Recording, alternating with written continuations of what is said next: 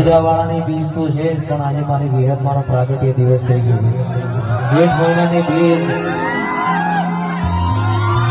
મારી માતા ઠેઠ પારકર ભૂમા ગોજરના ઘેરથી ઠેઠ ચુવાડમાં આવી ગઈ. વિહતમાનો પ્રાગટ્ય દિવસ છે અને રણુજાવાળાની બીજી છે.